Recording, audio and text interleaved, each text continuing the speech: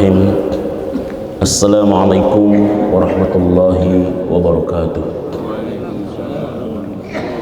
Bismillah, alhamdulillah, assalatu wassalamu ala rasulillah Nabiina Muhammad bin Abdillah, la hawla wa la quwata illa billah, amma ba'du. Rabbi israh li sadri wa yassir li amri wahlul uqdatam min lisani yafqahu qawli. Rabbana arinal haqqa haqqan warzuqna ittiba'ah wa arinal batila batila warzuqna ijtinabah. Qala Allah ta'ala fi ayatihil karim, a'udzu billahi minasyaitonir rajim. Bismillahirrahmanirrahim. Wa minan nasi may ya'budullaha 'ala harfin fa in asabahu khairun itma'anna bih wa in asabathu fitnatun qalaba 'ala wajhihi khasirat dunya wal akhirah, dzalika huwa khusranul mubin. Al-ayah, sadaqallahul azim. Hadirin ikhwah fillah yang mudah-mudahan senantiasa dirahmati oleh Allah Subhanahu wa taala. Puji syukur kepada Allah yang masih terus mencurahkan nikmat, mencurahkan inayah hidayah kepada kita semua, sehingga pagi hari yang baik ini kita masih bisa menikmati hidangan langit dengan menjalankan sholat subuh berjamaah yang kita lanjutkan dengan halaqah ilmu yang mudah-mudahan semuanya memperkokoh keimanan kita kepada Allah, meningkatkan kualitas ilmu dan juga kualitas amal kita di hadapan Allah Subhanahu wa taala. Kajian kita pada hari ini masih melanjutkan kajian-kajian sebelumnya, tetapi lebih spesifik tentang bagaimana sikap manusia di dalam menyikapi masalah atau musibah atau ujian. Kita sudah bercerita tentang kisah Nabi Ayub alaihissalam, kisah Nabi Nuh alaihissalam, di mana umatnya ditimpa dengan musibah banjir yang begitu dahsyat.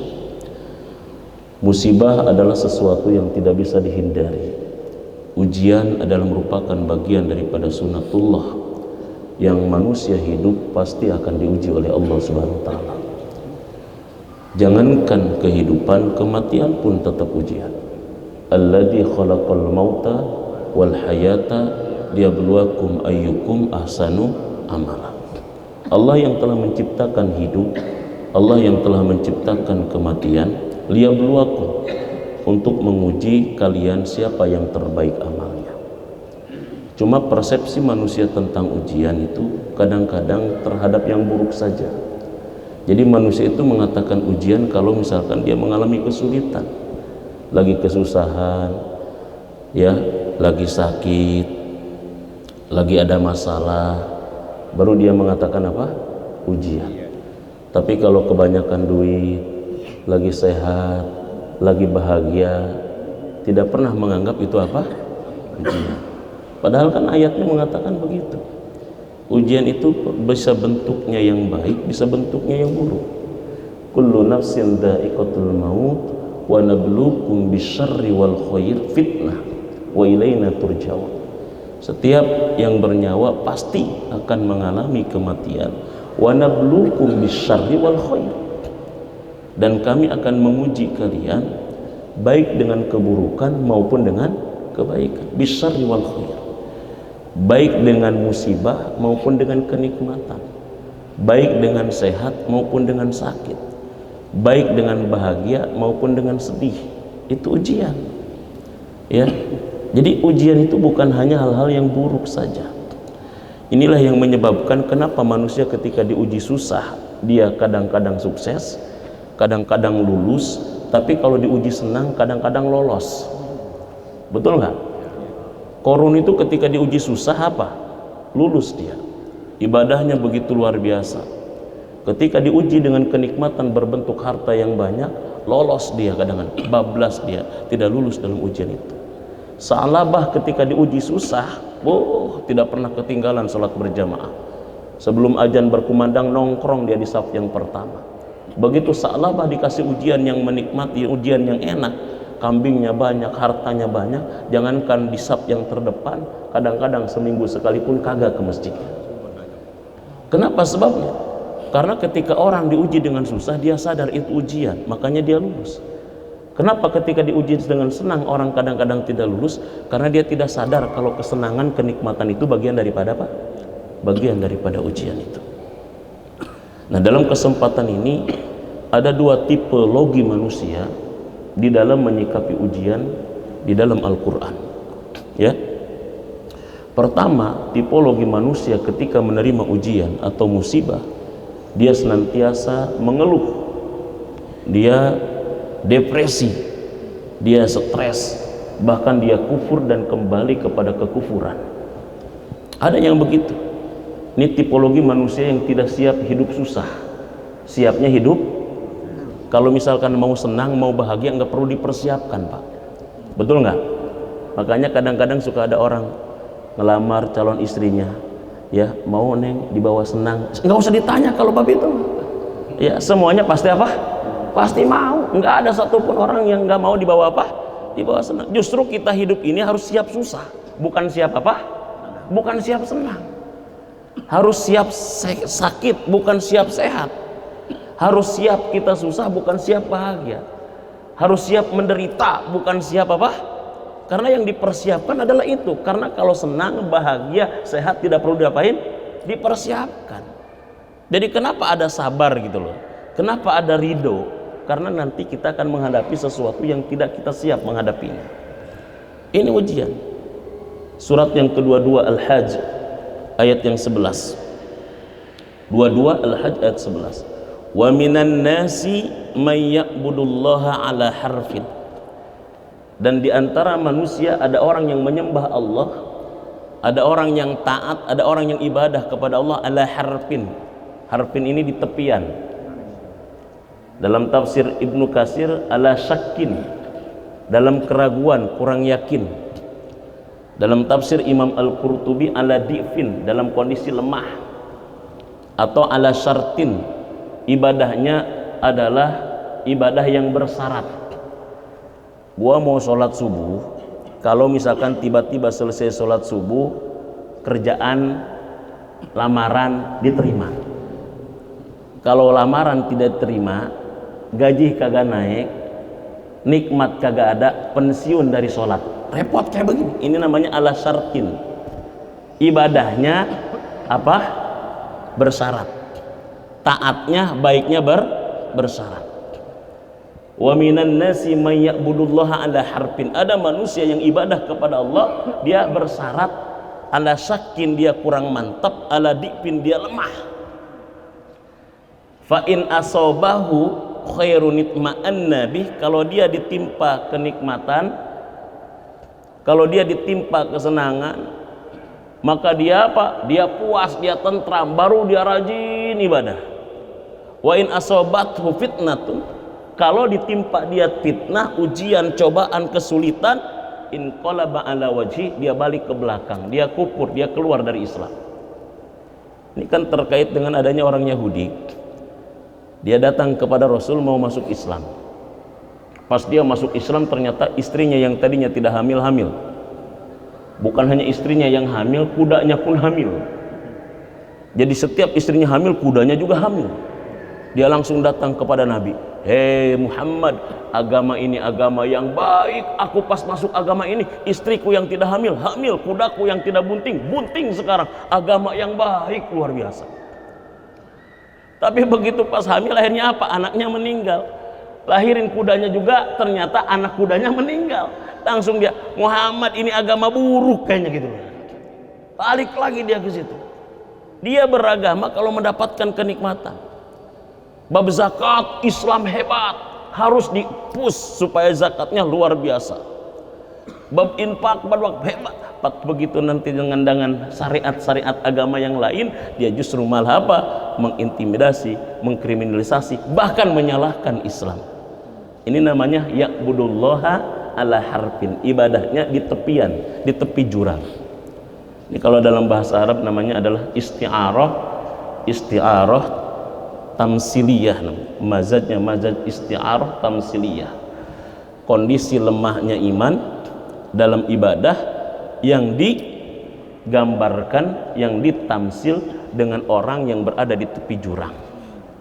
Ya, jadi orang yang lemah iman itu seperti di tepi jurang. gampang apa? Gampang jatuh, ya, gampang terpleset, gampang dia terpuruk dan lain sebagainya. Ini ada tipologi manusia yang seperti ini. Atau di dalam bahasa yang lain katanya ala wajhin wahid, dia beribadah atas wajah yang satu, maksudnya atas tujuan yang satu, hanya siap yang enak saja, siap yang senang saja, siap dapat nikmat saja, tapi begitu di luar itu dia tidak siap dan berbalik ke belakang. Ini repot, ada manusia yang begitu, siapnya yang enak saja, ya. Dan manusia memang tipologinya begitu, Pak. Manusia itu taunya yang enak, Pak, nggak tahu yang baik.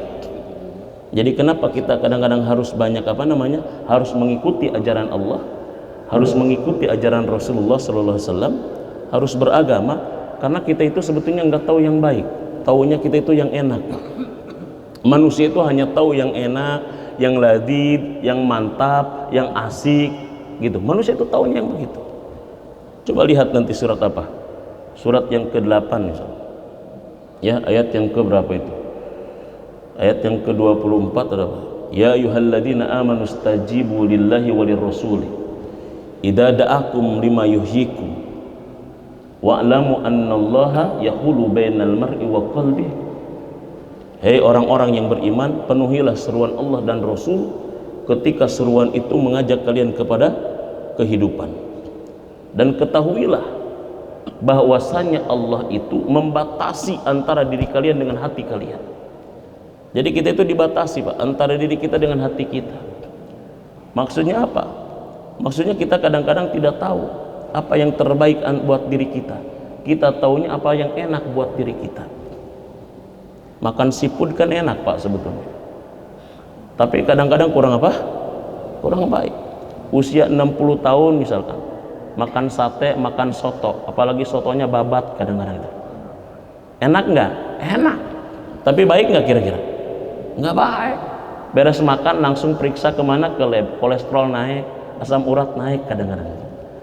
Kita itu kan yang penting enak, bukan yang penting baik masalah.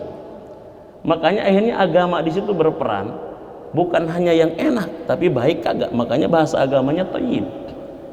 Enaknya itu, Pak, tidur kita, Pak, sebetulnya. Betul nggak? Enaknya apa? Enaknya tidur. Lagi enak-enak tidur dibangunin suruh sholat. Tapi kan azan subuh memanggil as-salatu khairum, sholat itu lebih baik daripada, tapi yang enaknya apa? Tidur. Enaknya tidur, ngopi, nonton TV. Tapi kan tidur tidak baik.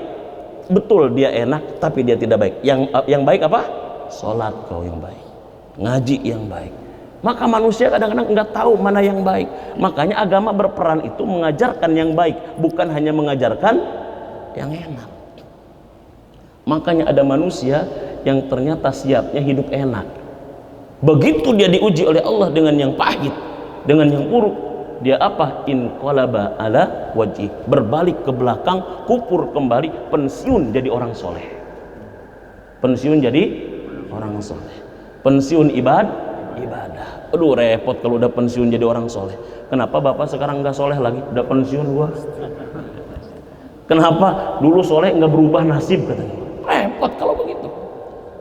Sholat, ibadah, baca Quran nggak merubah nasib saya. Maka sekarang saya pensiun dari orang mah pensiunan PNS, pensiunan karyawan. Ini mah pensiunan apa? Pensiunan apa ini mah? Pensiun jadi orang soleh, orang baik. Masya Allah. Na'udzubillahi min dzalik. Itu poin pertama. Al-Hajj 22 ayat 11. Manusia yang ketika ditimpa masalah, musibah, ujian, dia mengeluh, dia kufur, dia ingkar, dia balik ke belakang. Kenapa? Disebabkan karena lemah keyakinan dan lemahnya keimanan. Yang kedua, ada tipe manusia yang ketika diuji dan kena musibah, dia bersabar. Bahkan bukan hanya sabar, tapi dia ridho. Dia menikmati terhadap ujian itu. Saya pernah menjelaskan tentang makna sabar. Ya, Imam Ahmad Shawi di dalam tafsir Shawi itu adalah hasyiah tafsir Jalalain. Jadi tafsir Jalalain itu ada hasyiahnya, ada syarahnya. Namanya tafsir Shawi, Imam Ahmad Shawi. Ya, itu penjelasan daripada tafsir Jalalain. Tafsir Jalalain itu dikarang oleh dua Jalaluddin, As-Suyuti dan Al-Mahalli. Itu namanya disebut dengan Jalalain, dua Jalaluddin. Kalau sekarang ada namanya tafsir jalan lain, ya, bukan tafsir Jalalain tapi ada apa? Tafsir jalan lain.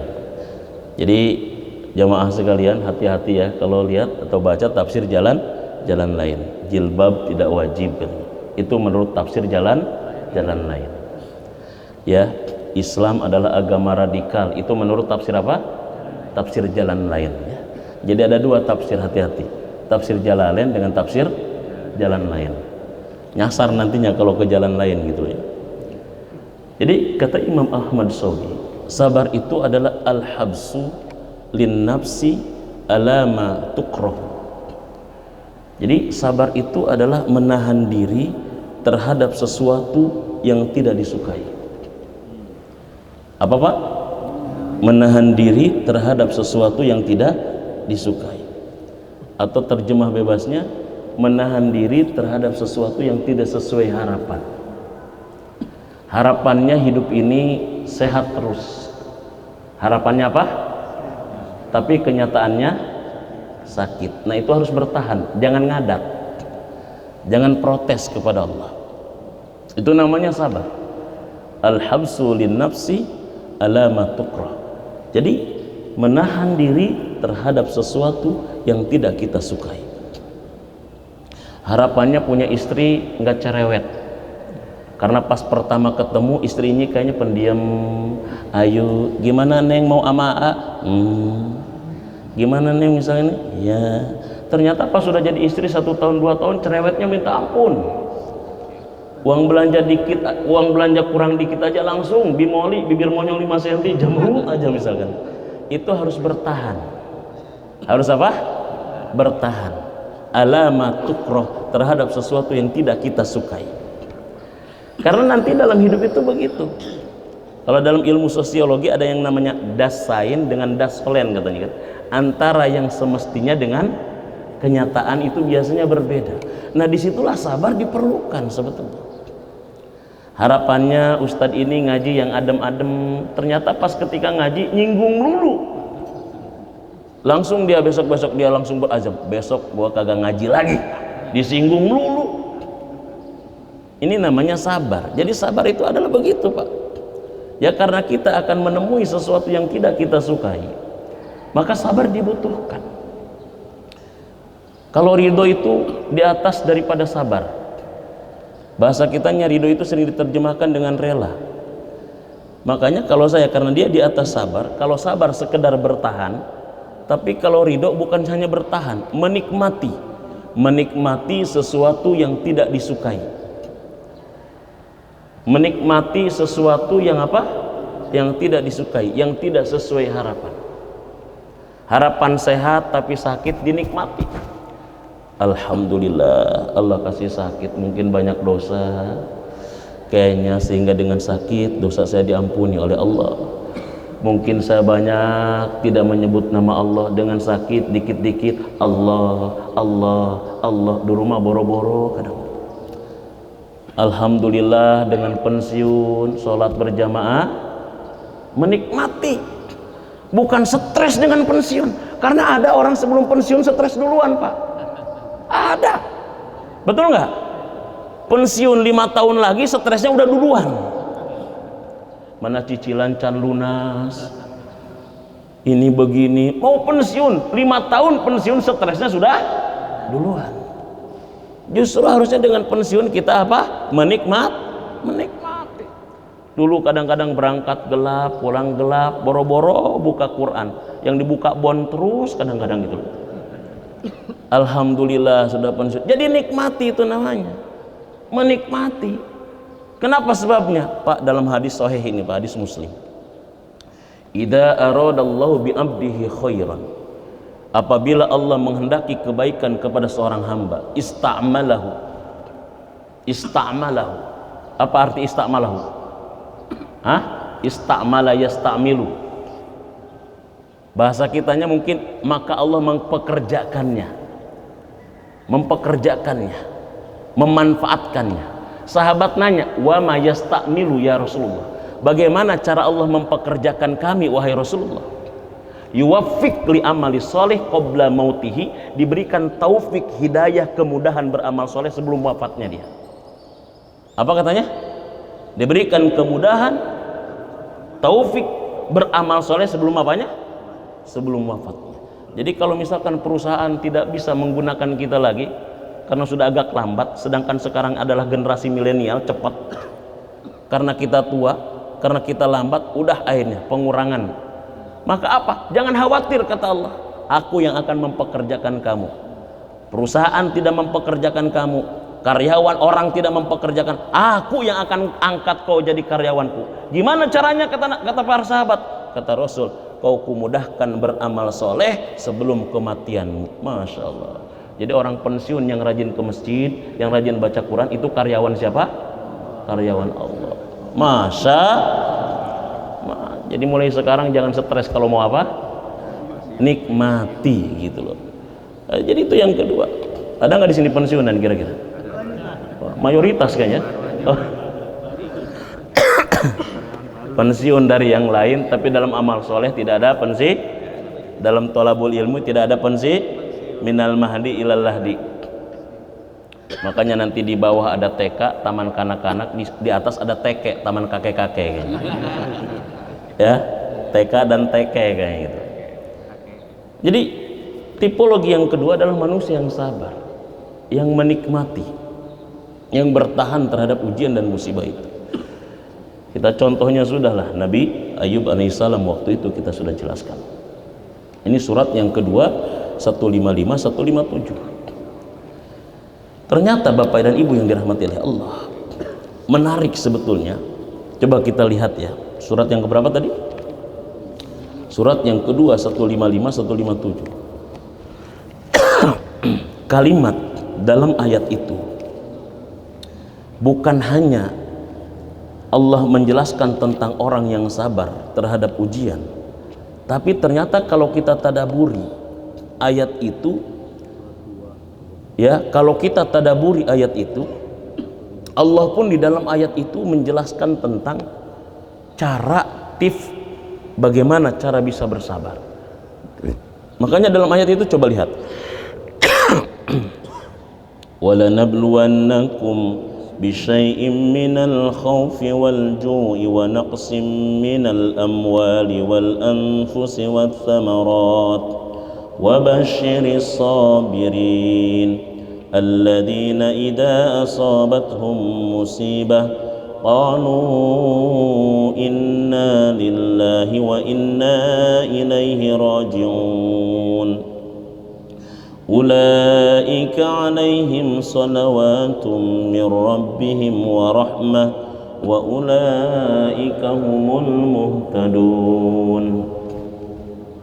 Sungguh kami akan menguji kalian dengan sedikit rasa takut, kelaparan, kekurangan harta, kekurangan jiwa, kekurangan buah-buahan. Wabasyiris sobirin, ujian itu kabar gembira bagi orang yang sabar. Ada orang mau diuji gembira, Pak. Ada orang mau dikurangin hartanya, mau dikurangin jiwanya. Ada orang yang mau dikurangin buah-buahan. Ada orang yang mau dikasih takut, dikasih lapar, malah apa katanya? Gembira. Ya, gaji kamu saya potong, kamu saya skor, keluarga kamu saya tahan. Asik. Ada nggak orang kayak begitu kira-kira? Ada nggak orang kayak begitu? Tapi di sini kan begitu kabarnya. Mau diuji dengan kekurangan harta, kekurangan buah, kekurangan keluarga, anggota keluarga, atau kekurangan jiwa, dikasih rasa takut, dikasih lapar. Tapi katanya apa? Wabasyiris. Tapi semua ujian ini katanya apa? Kabar gembira bagi siapa? Ajib nggak kayaknya? Kalau orang sabar mau digituin gembira ternyata, Masya Allah, dasar gitu loh ya. Kenapa mereka bisa begitu ayat ini? Karena mereka itu tahu tentang, makanya ayat ini luar biasa. Jadi bagaimana supaya kita bisa bersabar? Kita lihat dalam ayat ini pertama dari kalimat kumnya, kata kumnya. Kum itu kan menunjukkan tentang jama, kalian. Makanya kalau di situ ada yang terjemahnya adalah kamu, salah, harusnya kalian. Dan kami pasti akan menguji kamu. Nah, di sini kamu. Salah. Harusnya apa? Menguji kalian, bukan menguji kamu. Kalau kamu ini sendiri, kalau kalian banyak. Kalau misalkan sendiri itu Pak, berat Pak, berat. Yang sakit cuma kita doang, itu berat. Ilustrasinya begini, Bapak lagi nonton bola, lagi seru-serunya final Piala Dunia, tiba-tiba ternyata lampunya mati, listriknya mati. Kesel nggak Pak kira-kira?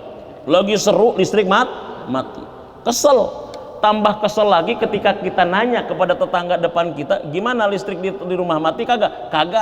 Tetangga samping kiri kagak. Satu komplek kagak ada yang mati kecuali siapa? Listrik di rumah kita. Kesel kagak kira-kira? Ngedumel kita. Buat kebang juga nih tiang listriknya. Ngedumel kita. Kesel, sentimen kayaknya ini PLN. Kenapa yang mati listrik saya doang? Ternyata pulsanya habis, belum bayar dia kayak gitu. Kenapa? Taruhlah kita nggak pakai pulsa misalkan. Tapi lain ceritanya, lagi seru kita nonton bola final Piala Dunia, ternyata apa? Pas ketika seru-serunya mati listrik di rumah.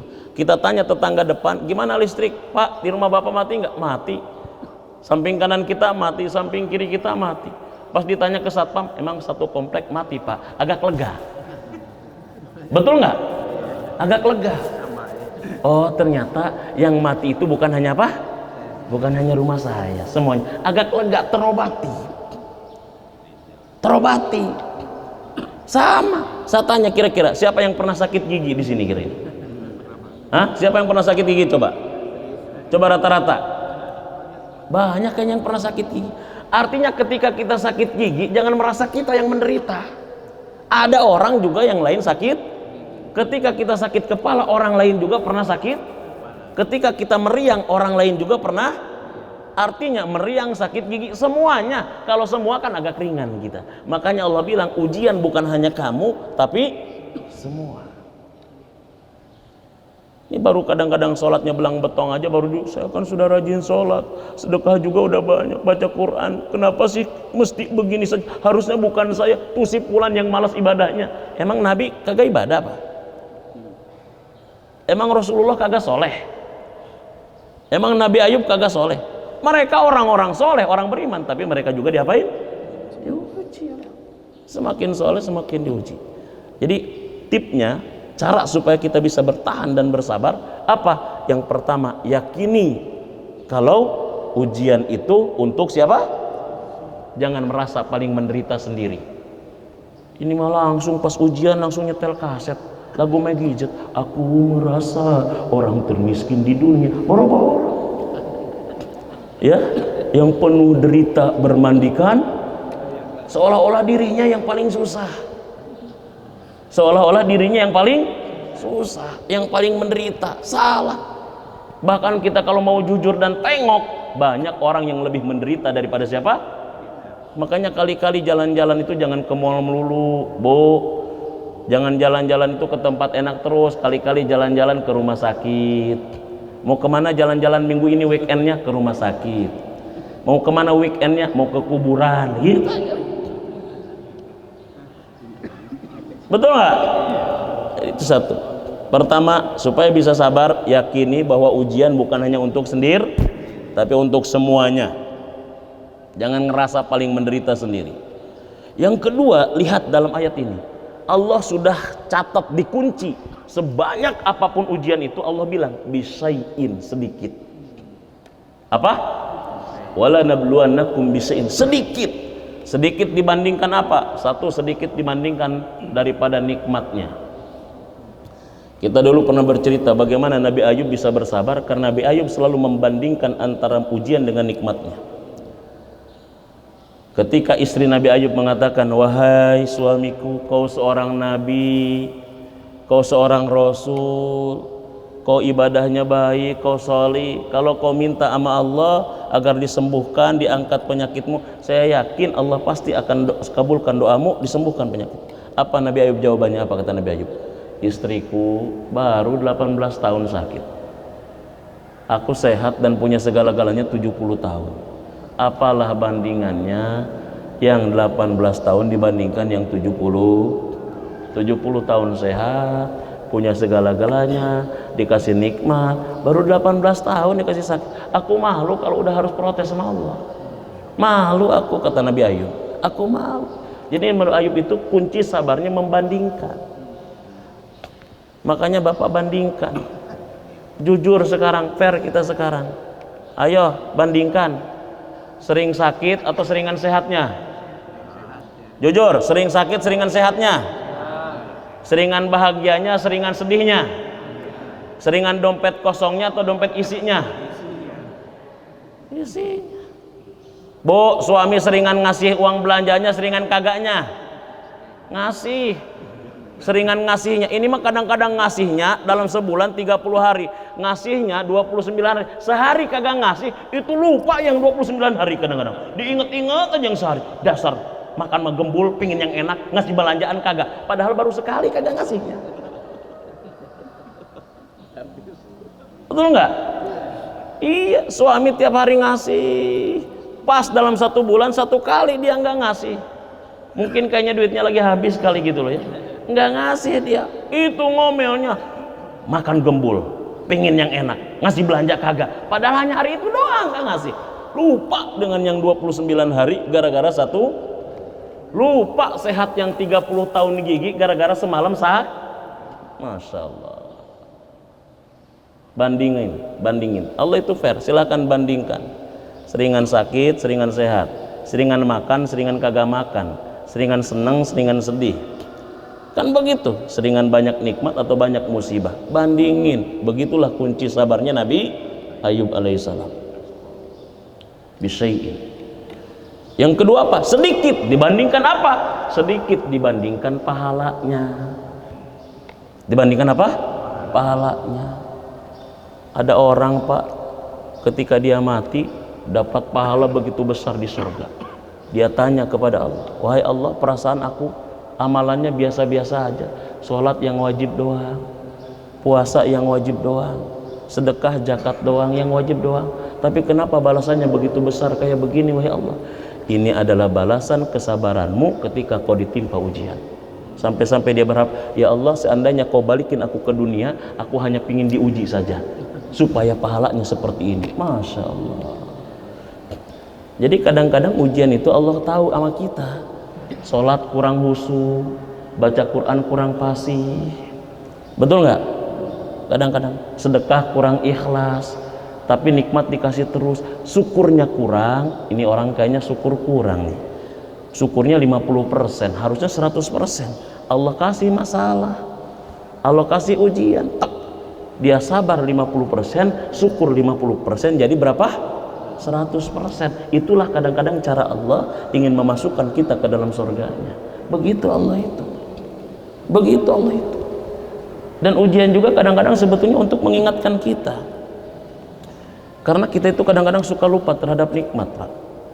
Nikmat itu kan ada dua. Ada nikmat yang terasa, yang tidak terasa. Nikmat eksternal, nikmat internal. Kadang-kadang nikmat yang internal itu tidak terasa. Bangun tidur, ada tamu ke rumah, ngeterin amplop coklat, pas dibuka isinya 5 juta. Alhamdulillah. Alhamdulillahnya kenceng. Tapi bangun tidur mata melek, mulut masih bisa ngomong, telinga masih bisa ngedengar, enggak, alhamdulillah enggak. Bangun tidur biasa, enggak alhamdulillah. Tapi pas menerima amplop coklat isinya 5 juta langsung apa? Alhamdulillah. Padahal kalau disuruh milih nerima 5 juta atau mata kagak melek lagi gitu. Kira-kira milih yang mana kira-kira? Mata melek plus dapat 5 juta, kayaknya gitu kadang-kadang kalau kita begitu. Jadi begitu kita kadang-kadang. Begitu. Kenapa? Karena kadang-kadang yang terasa itu, yang ada, yang nempel, yang internal itu tidak terasa. Itulah sebabnya Pak, kenapa kadang-kadang Allah ganggu gigi yang tadinya nikmat, karena dia nempel. Kita tidak mensyukuri nikmat gigi. Kita tahu ini nikmat yang luar biasa ketika ada sakitnya. Aduh, ternyata bener. Betul nggak? Mata kita nggak pernah mensyukuri. Kita tahu ini nikmat yang besar ketika udah burem mulai. Ya Allah, nikmat banget mata itu. Kaki, tangan, begitu. Punggung, kaki, nggak pernah disyukuri. Begitu terasa, baru ternyata nikmat kaki, nikmat tangan luar biasa. Kerasa sekarang kalau sudah duduk lupa berdiri. Bukan lupa Ustaz, udah susah berdiri kan gitu. Jadi Masya Allah di situ Pak. Jadi ayat ini mengatakan kalau ingin bisa sabar, bisain, sebanyak apapun ujian itu adalah apa? Yakini dia sedikit. Bandingkan dengan nikmatnya, bandingkan dengan pahalanya. Masya Allah ya. Dan yang ketiga, kunci sabar itu ternyata adalah apa? Selalu memperbanyak ibadah. Ibadah, zikir ternyata memperkokoh kesabaran. Makanya ya ayyuhalladzina amanus ta'inu bisabri wasshalah. Ya, ista'inu bisabri wasshalah. Innallaha ma'as sabirin. Jadi minta tolong dengan sabar dan sholat. Ada yang mengatakan sabar itu dalam tafsir Jalalain adalah puasa dan sholat. Makanya salah satu cara kita supaya bisa bersabar adalah apa? Puasa. Anak muda nikah teu mampu, ini puasa, sabar. Ya ma'syarul sabab man istata'a minkum ba'ata falyatazawwaj. Ya, hei para pemuda, kalau kau sudah mampu nikah. Kalau misalkan ternyata nikah hayang mampu kagak, puasa Senin Kemis. Poin Senin Kemis terus puasa ayamul bid. Terus ya puasa. Lama-lama kan akhirnya nggak mau lagi Kenapa? Saking lemesnya puasa melulu. Udah nggak ada tenaga kayaknya, udah mau nggak nikah sama si anu, udah nggak nafsu, lemas kayaknya itu. Nah, jadi begitu ibadah itu ternyata melahirkan kesabaran. Walladzina amanu wa tatma'innu qulubuhum bidzikrillah ala bidzikrillah tatma'innul, bikin hati tentram, bikin hati tenang. Dan yang keempat, mengkaji, mempelajari tentang kisah-kisah orang sabar. Mengkaji, mempelajari kisah sabar. Jadi makanya kita itu belajar al-mustafad min qasasil Quran itu, kisah-kisah dalam Al-Quran penting ya, karena kita itu kadang-kadang butuh figur, butuh contoh. Pelajari tentang orang-orang sabar. Bagaimana Nabi Ayub bersabarnya 18 tahun, Masya Allah. Rasulullah bagaimana bersabarnya, Nabi Ibrahim bagaimana bersabarnya. Pelajari kisah orang-orang sabar. Bagaimana Luqman bersabar. Pelajari kisah orang-orang sabar. Dengan kita mempelajari kisah orang-orang sabar, maka kita akan terinspirasi untuk menjadi sabar, insya Allah. Nah, ini dua sikap manusia, dua model manusia menyikapi musibah dan ujian dari Allah Subhanahu wa Ta'ala. Kita termasuk model yang mana? Kalau masuknya model yang satu, itu Allah katakan khosirad dunya wal akhirah. Dia rugi dunia, rugi akhirat. Maksud rugi dunia apa? Sakitnya udah, pahala kagak dapat. Betul nggak? Sakitnya iya, duit keluar iya, keselnya iya, tapi pahala kagak. Dunia rugi, akhirat itu maksudnya khosirad dunya wal akhirah. Dzalika huwa husranul mubin, itulah kerugian yang paling nyata. Seharusnya kita juga bisa bersabar. Kalau kita bisa ridho terhadap nikmat Allah, harusnya kita pun bisa ridho terhadap ujian dari Allah. Karena dua-duanya, baik nikmat maupun ujian, sumbernya dari siapa? Makanya orang sabar ucapannya nggak ada lagi kecuali inna lillahi wa inna ilaihi raji'un. Semuanya dari Allah, balik lagi kepada Allah. Itulah bedanya sabar dengan pasrah. Kalau sabar mengembalikan kepada Allah, kalau pasrah mengembalikan kepada keadaan. Kalau sabar kembalikannya kepada siapa? Kalau pasrah kembalikannya kepada, ya udah mau gimana lagi, udah begini. Nah, itu namanya mengembalikan kepada keadaan. Inna lillahi wa inna ilaihi raji'un. Itu barangkali ya yang janji saya waktu itu menjelaskan tentang sikap manusia terhadap ujian sebagai bentuk penjelasan kita terhadap kisahnya Nabi Ayub alaihissalam pada saat itu. Mudah-mudahan ada manfaat bagi kita semua. Yang benar dari Allah, yang salah semata-mata kebodohan kita sendiri. Mudah-mudahan Allah jadikan kita orang-orang yang syukur dan orang-orang yang sabar, istiqomah di dalam ketaatan dan keimanan kepada Allah Subhanahu wa taala. Amin ya rabbal alamin. Mari kita tutup dengan hamdalah dan kafaratul majlis. Alhamdulillahirabbil alamin. Subhanakallahumma rabbana wa bihamdika la ilaha illa anta astaghfiruka wa atubu ilaik. Assalamualaikum warahmatullahi wabarakatuh.